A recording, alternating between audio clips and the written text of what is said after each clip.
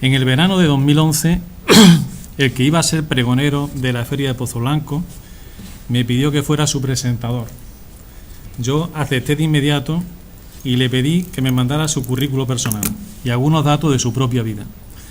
Al cabo de muy poco tiempo, Luis Lepe Crespo, la persona a la que me refiero, me envió por correo electrónico un escrito en el que, aparte de rogarme que no lo avergonzara con muchos elogios, terminaba diciendo, comillas, cuando tenía 20 años mi meta era tener una tienda de música y trabajar en el Conservatorio de Pozo Blanco.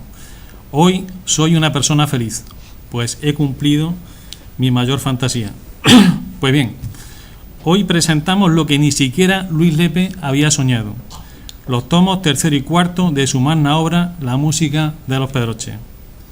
Y como no quiero avergonzarlo con elogios, me limitaré a decir que Luis Lepe había aprendido en los salesianos a tocar los diversos instrumentos de la rondalla. Había dirigido algunos grupos musicales de adolescentes. Yo fui uno de los que él dirigió. No sé si... Y más tarde formado parte de otros que ya son historia de la música post de Pozo Blanco, como los Domin o Sentido. Había dejado de estudiar a los 18 años para ponerse a trabajar en las oficinas de la Renfe, que entonces había en Pozo Blanco, y empezado a estudiar música a los 23 años en el Conservatorio de Córdoba. Por aquel entonces, cuando empezó a estudiar música, trabajaba en la fábrica de gaseosas de La Revoltosa, a cuyos dueños guarda un cariño especial, pues le permitían faltar los 3 días que debía asistir a clase y recuperarlos trabajando los sábados. Luis tenía un objetivo y seguía estudiando a pesar de todo, incluso a pesar de que en 1987 se cumpliera la parte de su sueño, la primera parte de su sueño, y abriera una tienda de música. La segunda parte de ese sueño empezó a cumplirse en 1991, año en que se abrió el Conservatorio de Pozo Blanco, y que si termina en 1994, año en que empieza a impartir clases de armonía en el Conservatorio Superior de Música de Córdoba. A partir de entonces, 1994, vive exclusivamente de la música, pero sigue estudiando, de manera que en 1998 termina musicología, etnomusicología, paleografía y gregoriano. La tercera parte, la que ni siquiera la persona que tengo al lado soñó, es en realidad lo que hoy nos congrega aquí. El libro que hoy presentamos, que recoge el cancionero popular profano de los Pedroches, es la segunda y última parte del descomunal, del enciclopédico trabajo que Luis Lepe Crespo ha dedicado a la música de los Pedroches. Esta obra no habría sido posible si su autor no hubiera sido un trabajador metódico, concienzudo e incansable. Esta obra no habría tenido la calidad que tiene si su autor no hubiera sido un musicólogo, y esta obra no sería igual, sería menos completa y menos hermosa si no hubiera sido realizada con cariño, con el cariño que su autor le tiene a la música y a los Pedroches. Y diría más, este libro no sería igual si Luis Lepe no estuviera enamorado de la música tradicional de los Pedroches. Ese amor es incuestionable. Lo sabe cualquiera que lo conozca a él, y lo sabrá cualquiera que se acerque a su libro, a poca sensibilidad que tenga. Ahora bien, la cuestión que se me plantea, que se me ha planteado numerosas veces después de hablar con Luis sobre la música tradicional de los Pedroches, es si ese amor es correspondido. O dicho de otra forma, si la música tradicional de los Pedroches responde al amor de Luis manteniendo su vigor, su impulso, su potencia. Y creo que no.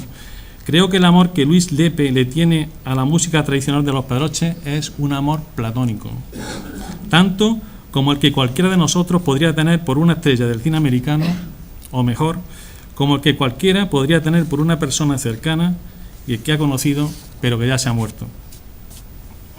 ¿Por qué ha muerto? La música tradicional de los Pedroches profana ha muerto. Luis lo sabe, lo reconoce.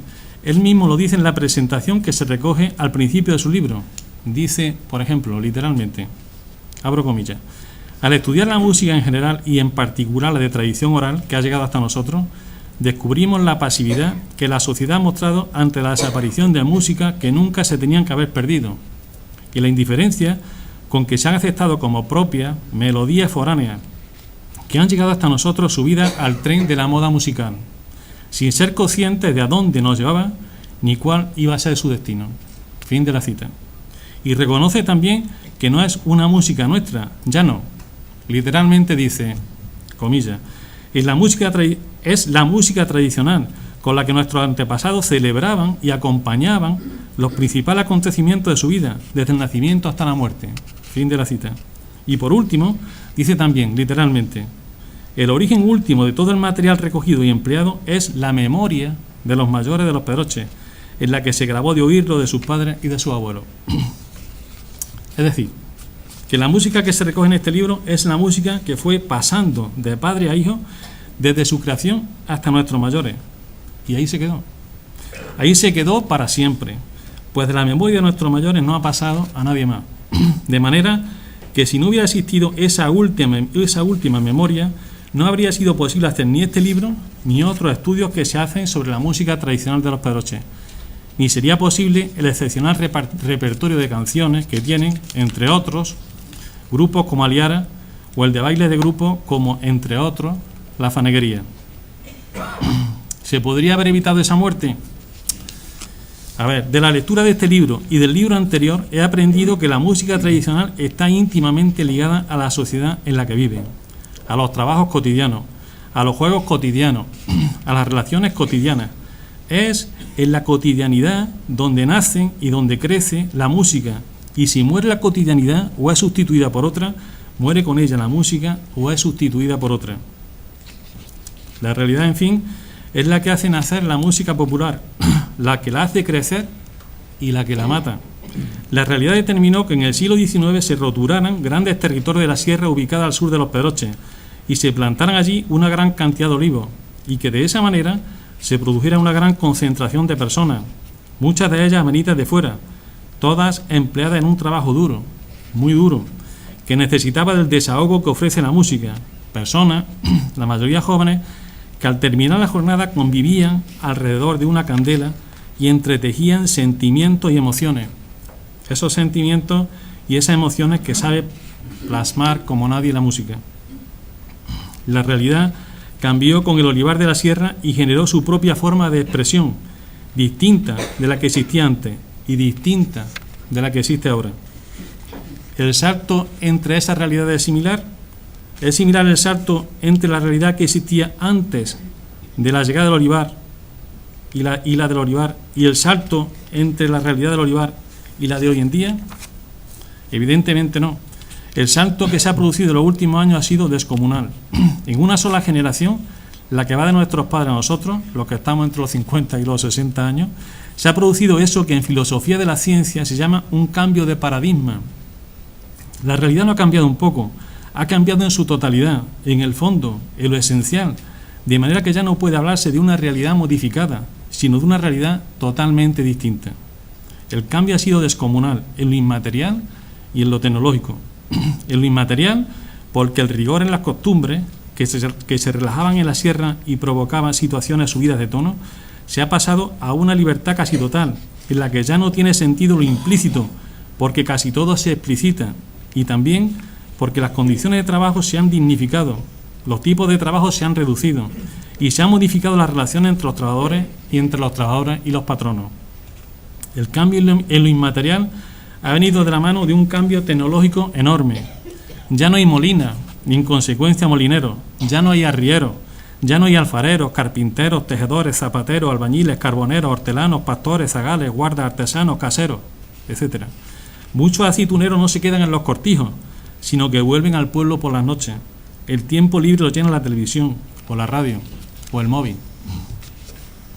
La realidad es distinta en la sierra porque ha habido un cambio de costumbre y un cambio tecnológico gigantesco. Un cambio que se percibe mejor porque nos afecta a todos cuando de otras músicas tradicionales de carácter profano se trata. ¿Quién baila el corro ahora, por ejemplo? ¿Qué niños juegan en la calle? ¿Quién cuenta romances de plaza en plaza? ¿Quién puede cantar canciones de quinto, ahora que ya no hay quinto, ni nada que se le parezca? Responder a todas estas preguntas diciendo que casi nadie es ser muy generoso. Es más acertado decir que nadie. Hoy en día las calles están llenas de coches y el tiempo libre está ocupado por la televisión o por internet. ¿Cuándo fue la última vez que visteis a unos adolescentes jugar al corro en la calle? ¿Se puede mantener así la tarara, el jardín de la alegría o la canción del barquero? ¿Puede mantenerse el San Juan de Villanaranja, el que fumaba bien y cantaba bien y tenía la barriga llena de vino tinto, de vino azul, si nuestros niños no saben lo que es jugar a Carabineros o a Sevilla Eléctrica? No, no puede mantenerse. Como se dice en nuestro pueblo, ganita que breguemos, porque no hay nada que hacer. ¿Que nos duele? Bueno, nos duele a los que tenemos una edad lo suficientemente avanzada como para recordar lo que hemos perdido. La generación a la que pertenezco es la última que ha jugado en la calle, la última que ha hecho la mili, la última que ha ido en carro a la sierra con las gallinas en una jaula y el gato en un costal. Para nosotros, la música que se recoge en este libro es algo más que la música que tuvo un pueblo en un pasado cercano, porque da la casualidad de que ese pueblo es el nuestro y esa música es la nuestra. Cuando otros oyen estas músicas, sienten menos que nosotros, sienten distinto de nosotros, porque nosotros, además de las emociones que la propia música genera, sentimos las emociones que nos llegan desde nuestra propia memoria. Como evocamos emociones y sentimientos con esa música, nos duele su pérdida. Pero además, y esto es importante, nos duele su olvido, porque no es solo que estas músicas se hayan perdido, es que además se han olvidado. Y el colmo de los colmos es que además de perderse y además de olvidarse, han sido sustituidas en su propio tiempo, en el pasado, han sido suplantadas en la historia, de manera que para mucha gente no solo no existen, sino que no han existido nunca. O por decirlo de otra forma, de manera que para mucha gente la música que se tiene por popular hoy en día es la que ha existido siempre. La pérdida, el olvido y la mentira. ¿Entienden ahora por qué es tan importante el trabajo que vienen desarrollando grupos como Aliar a la Faneguería y personas como Antonia García? ¿Entienden por qué es tan importante la labor de Luis Lepe Crespo? ¿Entienden por qué es tan necesario este libro? Este libro no hará que los aceituneros y las aceituneras vuelvan a bailar jota y cantar canciones picantes al amparo de la candela. No hará que los niños vuelvan a jugar al corro en la calle. No devolverá las canciones de boda ni los antiguos cantos de trabajo, pero los rescatará del olvido y los ubicará donde se merecen, que es en la memoria de nuestro pueblo. Decía al principio que Luis Lepe Crespo es metódico, concienzudo e incansable. Por eso mismo este libro se ha hecho con una voluntad integral, a fin de recogerlo todo, incluidos los cantos que se empleaban para aprender las tablas de multiplicar, o las nanas con las que las madres procuraban el sueño de su hijo, a fin de que cualquiera que sienta el deseo de saber, como nos expresamos hasta hace poco, pueda haber satisfecho ese empeño. Y decía que Luis Lepe Crespo es un musicólogo, y por esta razón el libro recoge las tonadas y las transcribe al formato musical, de manera que cualquier amante de la música pueda comprenderla en su verdadera esencia e interpretarla. El carácter científico del musicólogo no se conforma con recoger y transcribir las tonadas de una manera ordenada y sistemática. La música popular nace en un ambiente determinado, en un ecosistema social, al igual que las criaturas nacen en un ecosistema biológico. El carácter científico de Luis Lepe hace que en el libro se recojan las tonadas y el ecosistema en el que las tonadas surgieron. Por eso, el libro que hoy presentamos es de música popular y es también de historia y de antropología, de historia de los pedroches y de antropología de los pedroches. Todo lo que se afirma en este libro está documentado o ha sido citado por otros autores, de los que se da cuenta en el acto, en su literalidad o con más de 700 notas a pie de página, que en numerosas ocasiones amplían o explican lo que se ha dicho en el texto ordinario. Nada en este libro se ha dejado al azar. Todo lo que recoge es rigurosamente cierto. El carácter enciclopédico del texto hace que podamos leerlo como un libro más, es decir, empezando por el principio y continuando página a página hasta su final, o que lo tengamos como un libro de consulta, al que se recurre para solucionar una duda o satisfacer una curiosidad. Luis Lepe, cuyo amor por la música públicamente conocido y reconocido, puede sentirse orgulloso, muy orgulloso de lo que ha hecho. Sus muchas horas de trabajo han cuajado en un libro fenomenal, que nos devuelve buena parte de nuestro pasado, el más proclive a la confusión y al olvido. Si para mí, que no entiendo de música, este libro ha sido una fuente enorme de conocimiento y de placer, para el que entiende de música debe ser el colmo de la felicidad, Luis.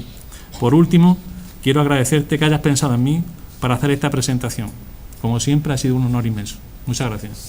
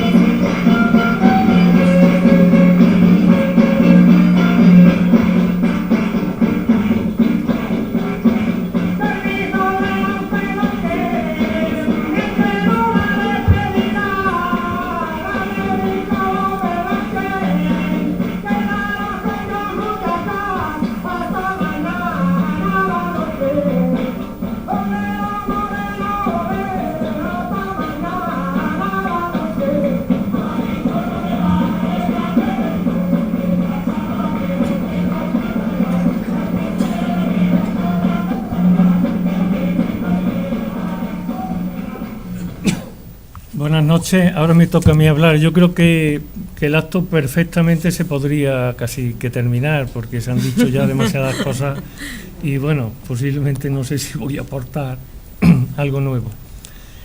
Muchas gracias a Juan Bosco, a Rosario y a Juan Bosco por sus elogios. Por supuesto que no son merecidos, pero yo se lo agradezco mucho que tengan conmigo esa deferencia. Y gracias a ustedes por venir, casi todos mis amigos, que yo estoy viendo que han venido, casi todos. Lo siento por la gente que se ha quedado de pie, no creí que iba a venir tanta gente, pero se lo agradezco. Buenas noches. En la década de los 80 del siglo pasado comencé con este proyecto que ahora veo finalizado. Han sido muchos años de trabajo y dedicación, quizás demasiado. Durante este tiempo me entrevisté con muchos informantes, a los que nunca estaré lo suficientemente agradecido por su generosidad y memoria, recogiendo más de 1000 tonadas de todos los géneros. También realicé muchos viajes por nuestra comarca y durante ese tiempo me dediqué a recoger músicas, ideas, historias y fotografías de los 17 pueblos que la conforman. El material que recogí, quizá en un futuro, acabe publicándose, pensaba yo entonces. Todo lo anterior lo hacía con un deseo abstracto, con una ilusión que en realidad tomó cuerpo en el año 97, cuando tuve conciencia de que lo que estaba haciendo iba a ser bueno para la historia musical en general y de los Pedroches en particular. Después de valorar la utilidad y conveniencia, así como los inconvenientes de dicho proyecto, decidí embarcarme en esta idea que hoy veo finalizada y que pongo a disposición de los Pedroches. Los 4 volúmenes tienen la misma afinidad. Esta es la historia, el análisis y la transcripción de más de 500 partituras. En julio de 2008 presenté los tomos primero y segundo de la música de los Pedroches sobre los cantos religiosos de nuestra comarca. Un total de 1252 páginas con 300 transcripciones musicales realizadas en partitura de los diferentes géneros que existen en los Pedroches. Rogativas de lluvia, cantos de aurora, cruces de mayo, aguinaldos, villancicos y cantos de Navidad, devociones patronales, ánimas benditas, etc. Es decir, esos cantos de los que la Iglesia actualmente apenas se ocupa. Hoy, 6 de octubre de 2017, le presento los tomos tercero y cuarto de la música de los Pedroches, realizados sobre los cantos profanos de nuestra comarca, aquellos que nada tienen que ver con lo religioso, y que se fraguaron a través de los siglos. Un total de 751 páginas con más de 200 transcripciones musicales, realizadas en partitura con los siguientes géneros: jotas, tonadas de trabajo, rondas de quintos, canciones infantiles, cantos de boda y romance. El prólogo está realizado por Juan Bosco Castilla Fernández y además cuenta con una presentación escrita por Lorenzo Palomo. Desde aquí públicamente le doy las gracias a los dos por su amistad. Desde siempre, el estudio del folclore de los Pedroches, su ámbito geográfico, su población y sus zonas de influencia me han apasionado. Y por eso le dedico una parte importante en este trabajo. Además, destaco las características especiales que nos hacen diferentes a otras zonas de Andalucía y España, como son nuestra habla, nuestra música y nuestro aislamiento. Es muy interesante el estudio del origen y autoría de nuestras músicas. A esto solo se llega después de un análisis profundo de las diferentes tonadas, variantes y versiones con características similares. No me ha interesado nunca la antigüedad de las mismas, porque en su propio análisis quedan identificadas, aunque también hago referencia a ellas. Los criterios de transcripción han sido los mismos para los 4 tomos: tesitura, compaseo, signos especiales, sistemas melódicos, organización rítmica, ámbito e interválica, y añado el estudio detallado de las variantes melódicas y versiones musicales. Debo decir que en abril del 91 se presentó el libro de juegos y canciones de corro del Valle de los Pedroches. Este trabajo lo realizaron Ana María Morales, Juan Jurado y Madalena Pedrajas. Contenía 157 transcripciones musicales que realicé en aquel tiempo y que en buena parte he vuelto a reescribir para mi nuevo trabajo. Perdón.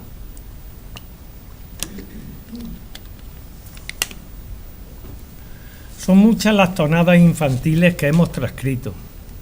Estas tonadas, que se han transmitido de generación en generación, han sido cantadas por miles de personas, quienes han ido modificándolas y adaptándolas a su cultura y a su lengua, con lo que han dado unas características propias.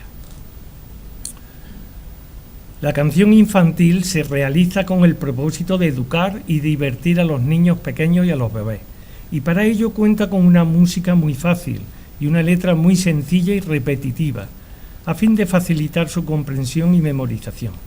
Las canciones infantiles recogidas en este trabajo son muy sencillas, pues a la simplicidad de su letra se han sacrificado todos los imperativos musicales, de manera que han acabado en un mero juego vocal.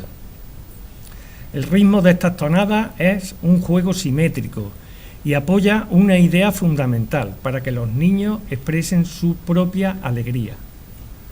Sabemos que a las edades muy tempranas los niños no cantan, pero sí canturrean pequeñas estrofas y realizan juegos elementales con las manos, imitando lo que hace su madre o su padre. Todos los cantos infantiles, que son tonales, llevan en la parte superior del compás un diagrama de acordes para su utilización en colegios o a nivel particular. El diagrama no es otra cosa que una representación visual de lo que es el diapasón de la guitarra. Los antiguos juegos de los pedroches eran muy variados y una fuente de imaginación y sorpresa. Había juegos que desarrollaban la psicomotricidad y el movimiento, para lo cual necesitaban de un instrumento, normalmente sencillo, para su desarrollo, como una pelota, un palo, pinchos, losas, trompos, tacos de madera, canicas, etc. Otros desarrollaban la imaginación, convirtiendo esta facultad en el instrumento fundamental para su ejercicio. Los había que mostraban las actitudes físicas de los participantes, su velocidad, resistencia y agilidad, como el de acoger las carreras, saltar a un compañero, la comba, etc. Otro grupo eran los de habilidad o agilidad. También estaban los que servían de base a la recitación de los textos rítmicos que forman parte del repertorio infantil.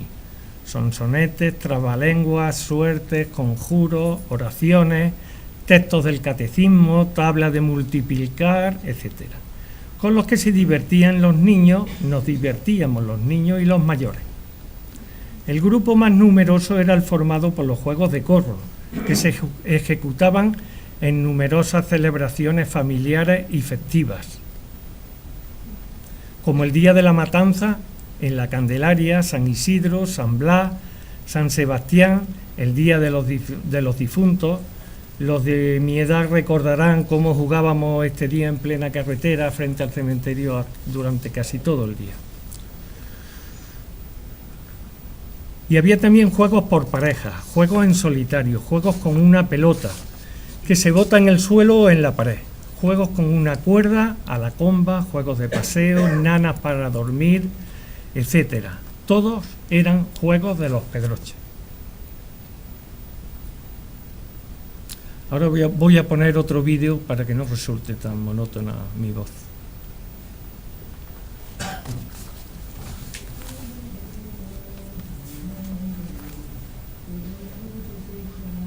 No florece, ya no florece, ya florece, la mata del romero ya se ha perdido, al corro de la hoja de la lechuga, que está mi amante malo con calentura, sopita de miel, de pan duro, al torito, torito, al torito, tora, al torito, torito, al torito, tora.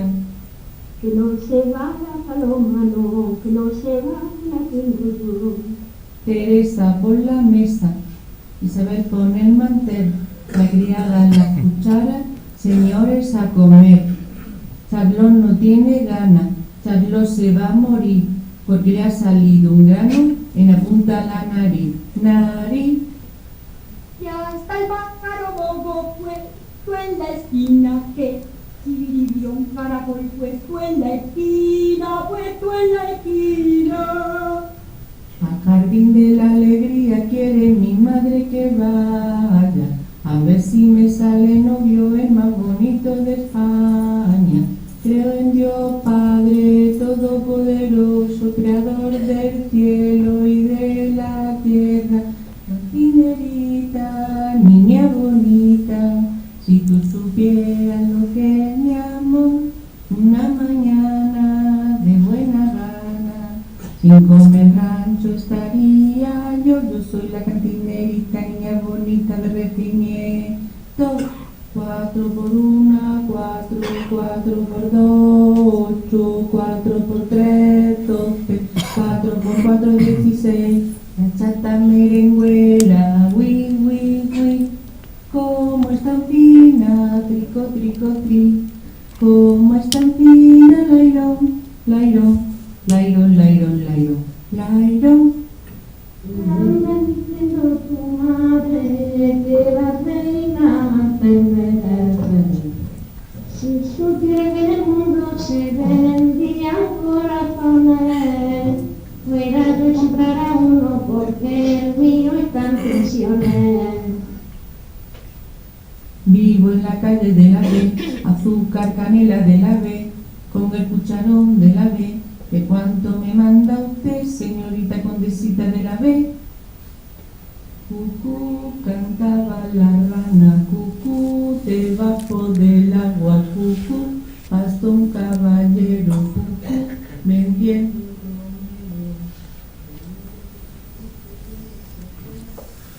Bueno, pues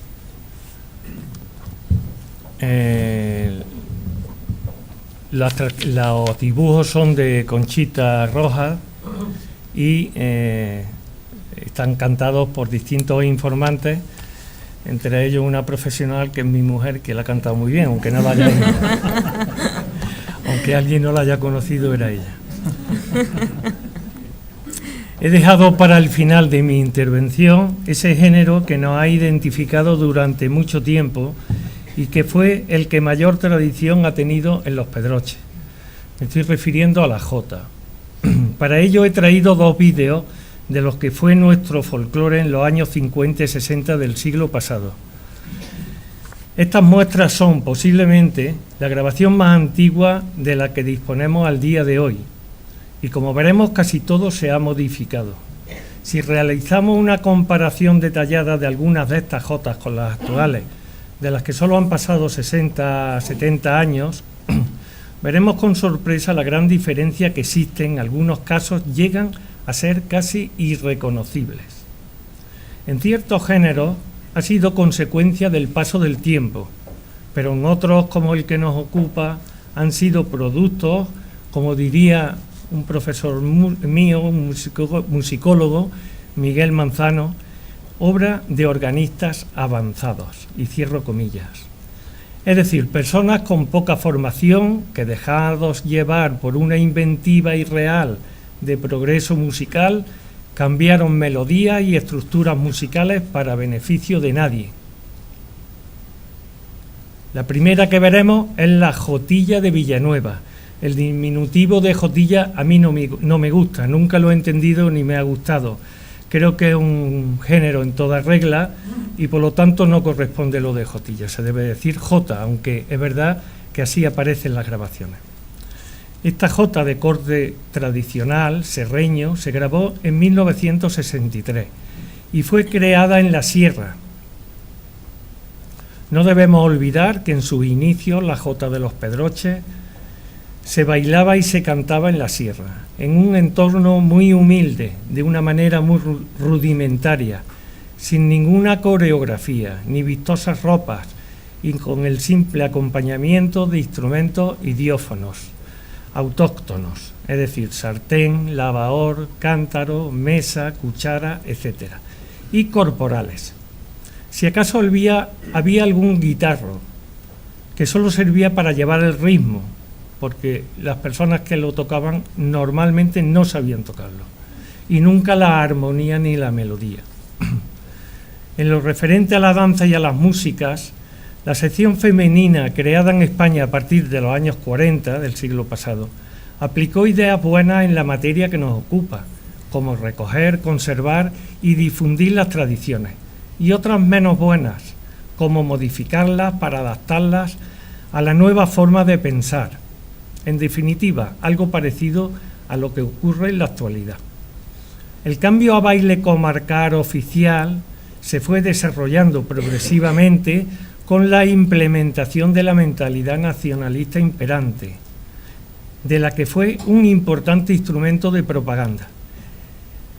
Al incorporarse estas melodías a las fiestas populares de los diferentes pueblos, las llamaron con el nombre de su población, como por ejemplo Jota de Villanueva de Córdoba, Jota de Pozoblanco, etc., pasando a bailarse y a cantarse en las fiestas del pueblo, con lo que perdieron su verdadera naturaleza modal.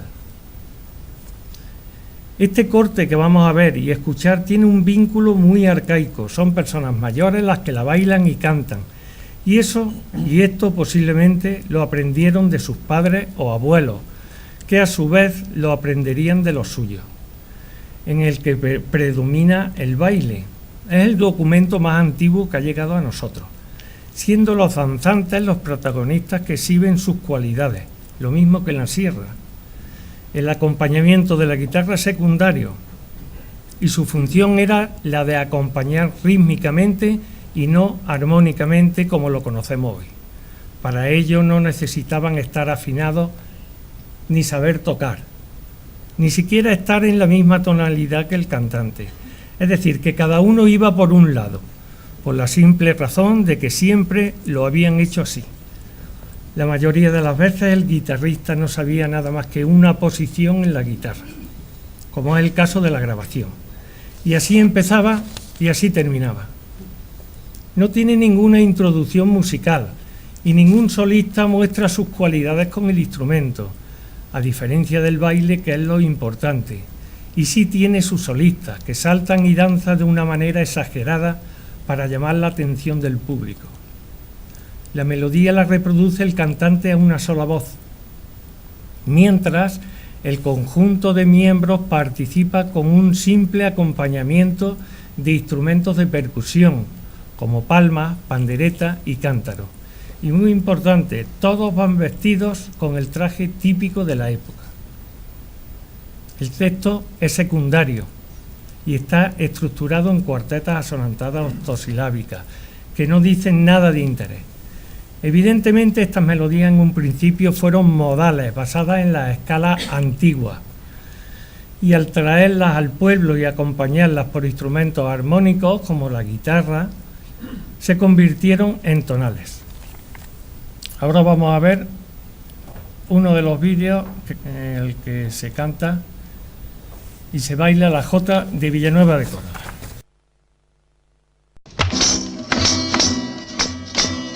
Vamos a ver la Jota por medio del bailadero, a una naranja rodando con un letrero que dice: el baile se está empezando, a la sombra de un verde naranjo, donde mi morena se paró a escampar. Yo le dije: morena graciosa, ven por mí, ven acá. ¡Ay, ven por Dios, que me muero! Echaremos la este día con un manojo de rosa, que se lo ponga en el moño la mocita más hermosa, a la sombra de un verde naranjo, donde mi morena se paró a descansar. Yo le dije: morena graciosa, ven por mí, ven acá.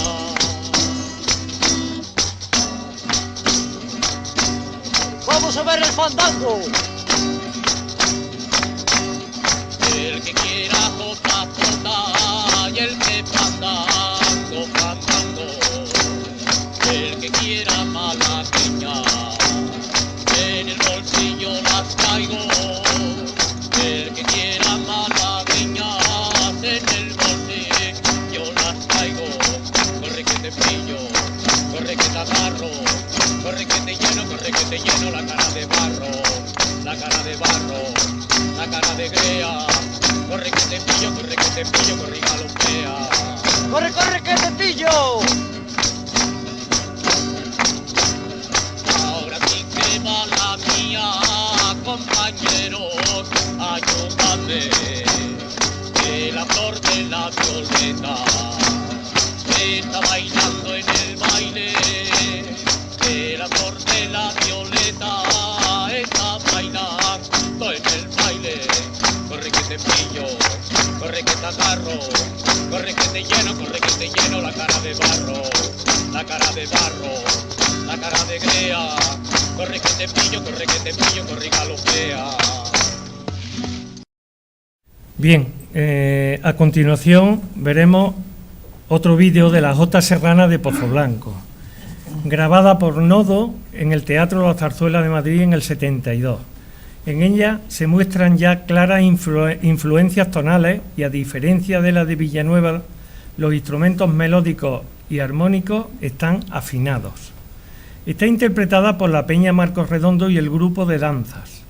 Los solistas y el coro cantan armónicamente a dos voces.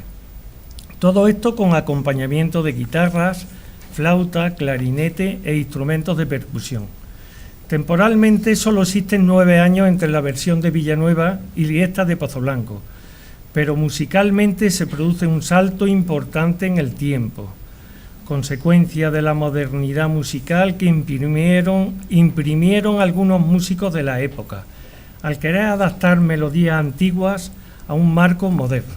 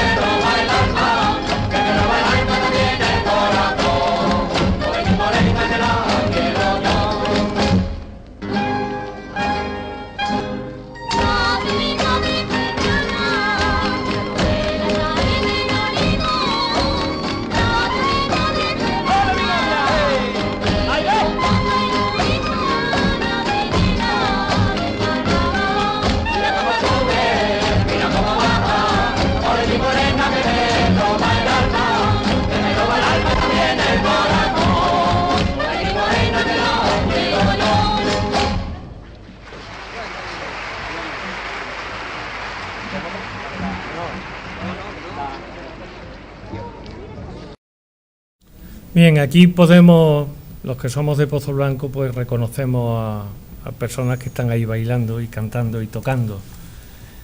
Y además hay algunas personas que están aquí en la sala. El trabajo para conformar estos libros me ha llevado a acercarme mucho más al sentimiento de mi tierra, los Pedroches. A este respecto, debo de agradecer a mis amigos Ricardo Mascaraque y Ángel de Gracia Roy, que con su sabiduría sobre la sierra me han transmitido una historia que nunca olvidaré.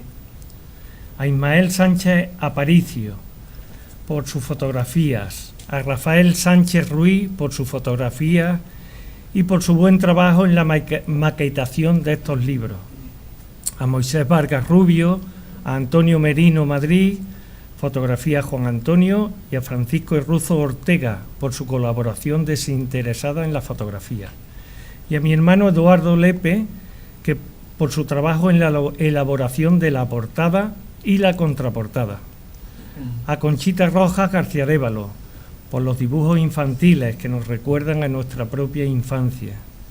Mi agradecimiento también a Juan de la Cruz, Víctor y Antonio de Patrimonio Histórico. También tengo que dar las gracias a María Luisa Sánchez y al grupo de Jotas La Faneguería, a Juan Madrid y a José López Navarrete y al grupo Alcaria de Alcaracejos, a José María Sánchez y a Liara de Pozoblanco, a los que le agradezco su colaboración en la primera y segunda parte, poniendo a mi disposición el material recogido en su trabajo de campo. Gracias. A Jara y Granito de Villanueva de Córdoba, a los que desde aquí quiero rendir un pequeño recuerdo por el fallecimiento reciente de su director, Paco Tebas, persona sensible con todo lo que ha sido la música tradicional de los Pedroches. A la coral Nuestra Señora de la Peña de Añora, a la coral Reyes Magos del Viso y a los grupos de jotas de Dos Torres, Belalcázar, Pedroche, etc. A todos gracias por difundir la tradición. Tengo que agradecer a todas las personas que con su colaboración desinteresada durante años han hecho posible esta recopilación. No puedo cerrar este apartado sin nombrar a mi amigo Juan Bosco Castilla Fernández por su ayuda incondicional y porque su contribución ha sido determinante para la completa elaboración de estos dos libros. A Rafael García Ruzo, que por su colaboración en el análisis literario de los textos. A José Luis González Peralbo, porque cada vez que lo he necesitado siempre ha estado a mi disposición. No puedo olvidarme de todos los informantes y personas de contacto, ya que sin su memoria duradera y su colaboración desinteresada hubiera sido imposible recuperar este material. Por desgracia, algunos de ellos ya nos dejaron para siempre. A todos gracias por ayudarme, este trabajo es tanto vuestro como mío. No quiero terminar sin mostrar mi agradecimiento a mis compañeros del Conservatorio de Música, a su director Marcos Sáez, equipo directivo y claustro de profesores, al Ayuntamiento de Pozoblanco y a la Concejalía de Cultura.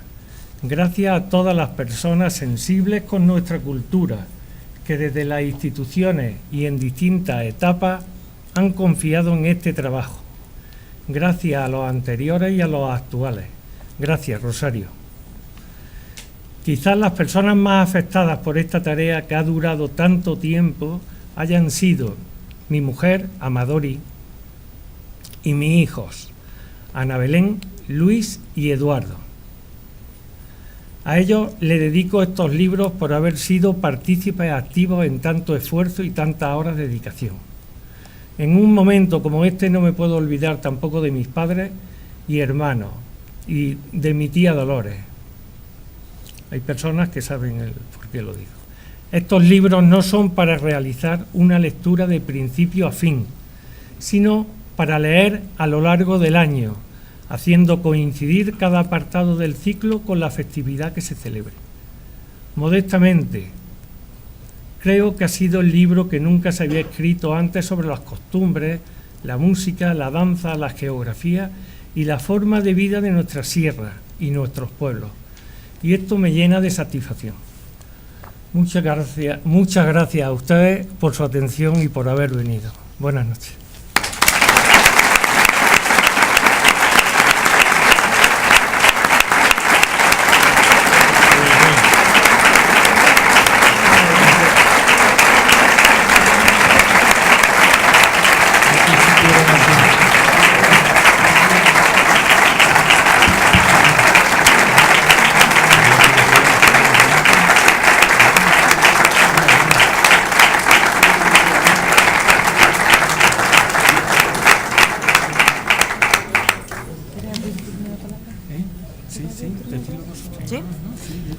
Bueno, pues después de esta magistral y emocionante exposición que nos ha hecho Luis y Juan Bosco, con su permiso, pues si alguien quiere, pues bueno, preguntarle algo acerca del libro o comentarlo junto con ellos, pues creo que es el momento.